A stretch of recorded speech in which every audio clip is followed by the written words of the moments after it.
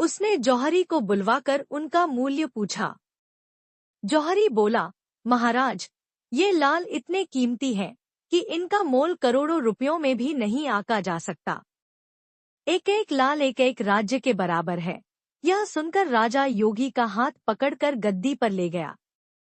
बोला, योगी राज, आप सुनी हुई बुरी बातें दूसरों के सामने नहीं कही जाती। राजा उसे अकेले में ले गया। वहां जाकर योगी ने कहा, महाराज, बात यह है कि गोदावरी नदी के किनारे मसान में मैं एक मंत्र सिद्ध कर रहा हूँ। उसके सिद्ध हो जाने पर मेरा मनोरथ पूरा हो जाएगा। तुम एक रात मेरे पास रहोगे तो मंत्र सिद्ध हो जाएगा। एक दिन रात को हथियार बांधकर तुम अकेले मेरे पास आ जाना। राजा ने कहा, अच्छी बात है। इसके उपरांत योगी दिन और समय बताकर अपने मठ में चला गया। वह दिन आने पर राजा अकेला वहां पहुंचा। योगी ने उसे अपने पास बिठा लिया। थोड़ी देर बैठकर राजा ने पूछा, महाराज, मेरे लिए क्या आज्ञा है?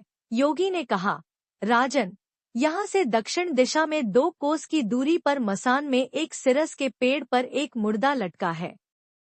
उसे मेरे पास ले आओ, तब तक मैं यहाँ पूजा करता हूँ। यह सुनकर राजा वहां से चल दिया। बड़ी भयंकर रात थी। चारों ओर अंधेरा फैला था। पानी बरस रहा था। भूत प्रेत शोर मचा रहे थे। सांप आकर पैरों में लिपटते थे। लेकिन राजा हिम्मत से आगे बढ़ता गया। जब वह मसान में पहुंचा तो देखता क्या है कि शेर दहाड़ रहे हैं, हाथी चिंघाड़ रहे हैं, भूत प्रेत आदमियों को मार रहे हैं। राजा बेधड़क चलता गया और सिरस के पेड़ के पास पहुंच गया।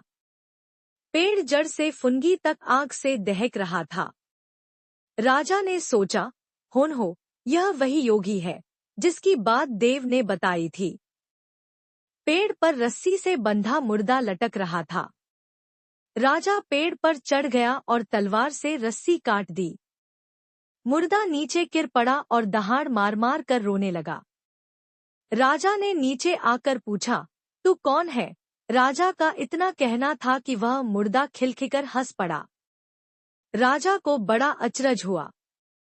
तभी वह मुर्दा फिर पेड़ पर जा लटका। राजा फिर चढ़कर ऊपर गया और रस्सी काट मुर्दे का बगल में दबा नीचे आया। बोला, बता, तू कौन है? मुर्दा चुप रहा। तब राजा ने उसे एक चादर में बांधा और योगी के पास ले चला। रास्ते में वह मुर्दा बोला, मैं बेताल हूँ। तू कौन है और मुझे कहाँ ले जा रहा है? राजा ने कहा, मेरा नाम विक्रम है। मैं धारा नगरी का राजा हूँ। मैं तुझे योगी के पास ले जा रहा हूँ। बेताल बोला, मैं एक शर्त पर चलूंगा। अगर तू रास्ते में बोलेगा तो मैं लौटकर पेड़ पर जा लटकूंगा। राजा ने उसकी बात मान ली।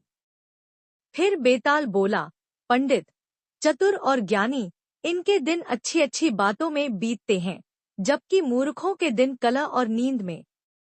अच्छा होगा कि हमारी राह भली बातों की चर्चा में बीत जाए। मैं तुझे एक कहानी सुनाता हूँ। ले, सुन।